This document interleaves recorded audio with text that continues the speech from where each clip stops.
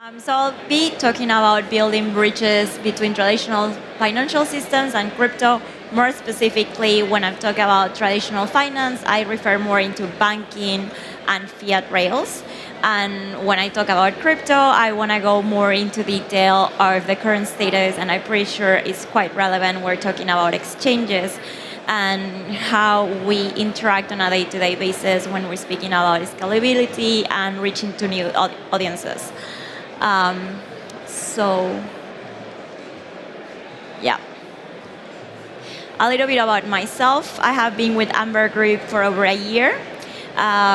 Before that, I have been in the space of crypto for the last 6 years, so it's not the first time I have been waving through the bear market and prices being depressed as they are right now. Previous to that, I was as a VP of growth in Latin, borrow and lender based out of Canada, and before that, I was leading markets in Bitso, where I got a lot of experience building bridges to actually enable use cases and enable retail to actually interact with crypto directly from their bank accounts into buying, purchasing crypto, and also remittances, which is something that I like to focus today speaking.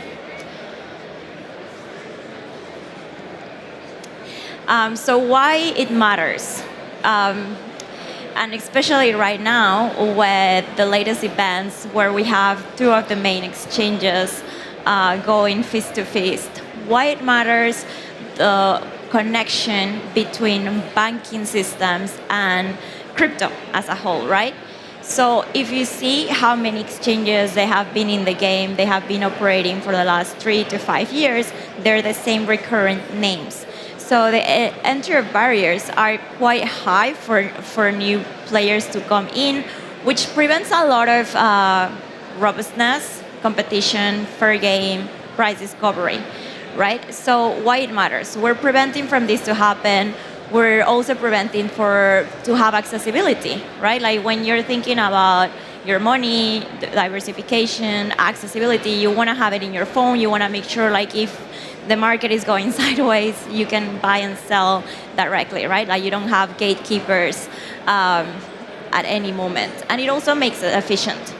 Then another thing why it matters is that the more we enable these bridges and the more we give access to everyone, retail, institutional clients, etc., it makes crypto actually useful, right? It's not only a speculative tool, it's not only for financial companies to diversify, it actually makes us the use cases. So here in this conference, we'll hear a lot about stable coins that are quite particularly interesting when you're talking about currencies and inflation and a way to protect your value. There's so many use cases as well when it comes to cross-border transactions, remittances, etc.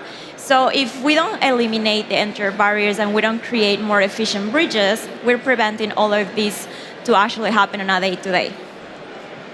So speaking about what is the current stage of these bridges, fiat, crypto, DeFi, NFTs. There's not I can barely count with my hands or with one finger the projects, the DeFi projects and NFTs that do not go from a payment aggregator to that they go directly, right? So what's happening? If I have fiat, if I have dollars, if I have Swiss francs, etc., I have to go first to a wallet, to go to a CeFi, to go to an exchange to crypto, to then interact with DeFi, to then interact with NFTs. It's not very user-friendly. It's very fragmented, right? Like I have to go through several stages before I go to do whatever I was meant to do with the token, whatever I was meant to do with that crypto.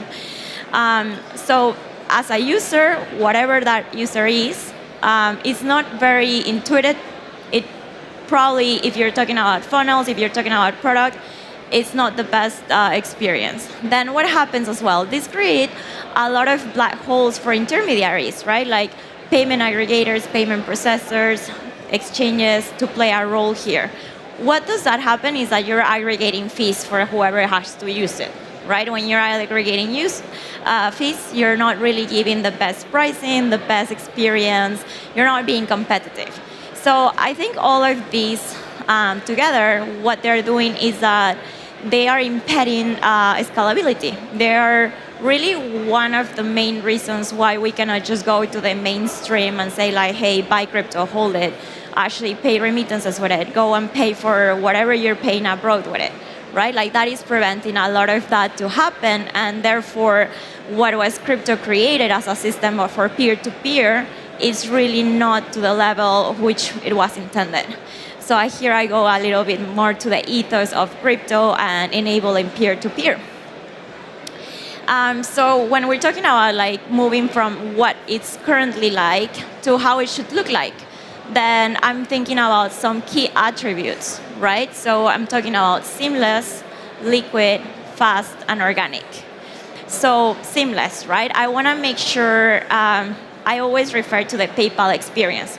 You're purchasing something, and instead of having to go logging out to your PayPal and then having to pay with it and then come back with it, there's an in-app experience where you don't have to go forward to get to where you want to go, right? So that's a seamless experience, digitally native. Then liquid, then obviously this becomes a bigger issue when we're moving away from the main currencies. If I'm not speaking only Bitcoin USD, Ether USD, right? Like if we go to emerging markets where actually there's a lot of traction and usability for crypto, the liquidity is very scarce. And then therefore you're relying again once more in FX, you're relying on outside systems where you're topping up fees, you're topping up experience. That also prevents for it to be fast. If you want to convert, if you think your price is going down, you want to make sure like it's in your hands, you're actually able to buy, purchase, send forward.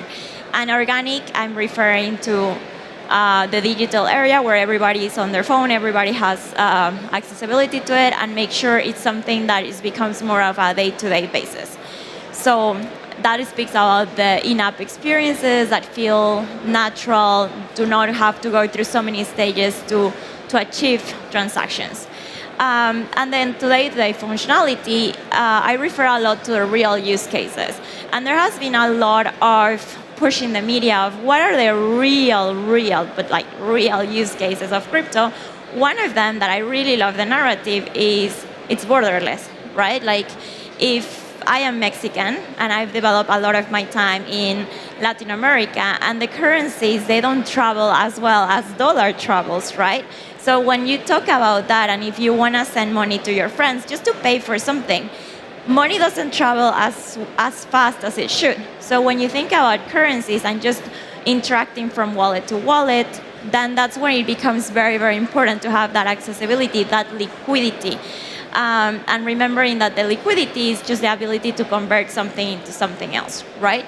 So what does that happen is that we have these massive monopolies as well with remittances, that they could be 100% more efficient if instead of going through the middleman, you have your crypto, you have your stable coins, and you go through these vendors where you can just send peer-to-peer and cash out in your preferred store. So that's what I'm talking about, like the real usability of cryptocurrencies, the real organicness on it, that you don't even have to know how Wi-Fi works to actually be connected to it. You don't have to understand that there's going to be like some transactions happening on the blockchain for you just to go and interact in your preferred app for these to come to life. So this is where I want to wrap it up a little bit on how does it look like right now, what are the entry of barriers, and what is preventing scalability.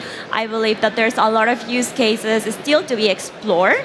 I think and this is why we're all reunited here, because we all have a very interesting take on the market. There's definitely something happening.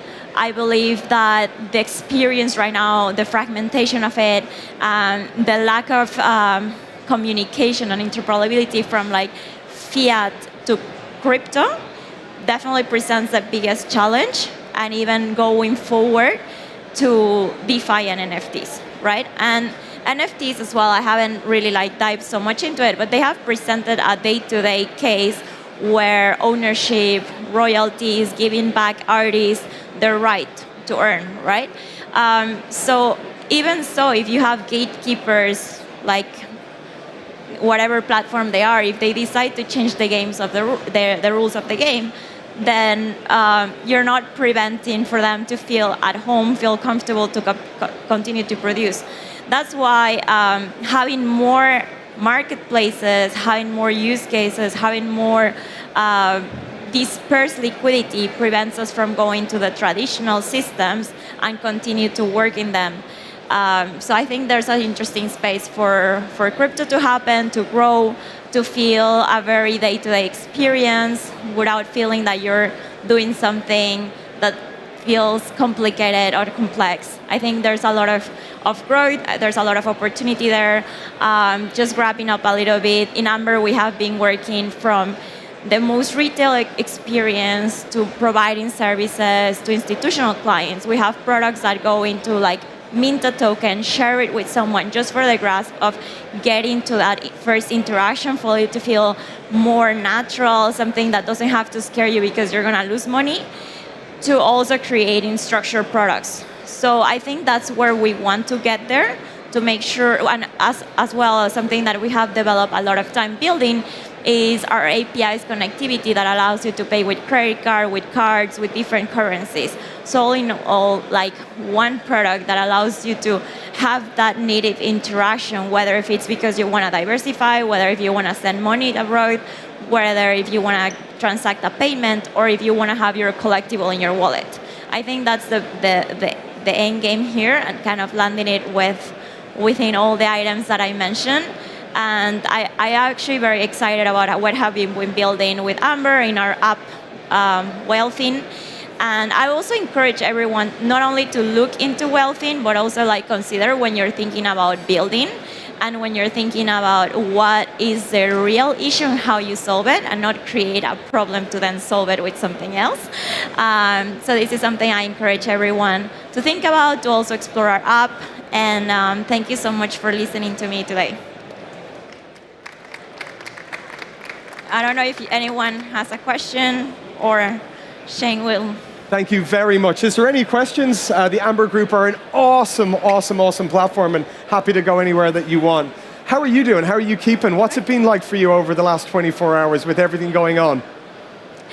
I think it's very unfortunate that these cycles have happened in such a short span of time. Especially I feel like the ones who ultimately get the bad side of it is retail. So it's already been very beaten up by the macroeconomics, and then having your exposure, your portfolio down because someone else was doing something that was not properly due diligence. I think that's very unfortunate. For the people who were just recovering from Terra Luna or from the crashes of any others, it's just very unfortunate. I feel like whenever I have been since 2016, right? So I have been telling like, yeah, crypto, it's okay. You can buy it, you can hold it, you can experiment a little bit, and then you have all of these adversities that really prevent from people to even trying to be more open about it, right? Like the whole narrative about decentralization and ownership. How can that be so strong when you have such bad actors more recurrently? Yeah, I'm really looking for oversight, crypto oversight, and also oversight at a corporate level, which should be embedded into any of these businesses at scale. And I think also the responsibility of the businesses which have raised a lot of money is also on them. But also look at all the venture funds that invested in. Where was the due diligence on that? Certainly at Swissborg Ventures, when we deploy capital, and certainly if we have a meaningful amount of capital, we're always looking to have a board seat and to be involved in that compliance and oversight. It's our responsibility to deploy capital on our investors to make sure that's there. Big round of applause. Thank you so much for coming. Lovely to see you. Thanks, Nicole. Thank you.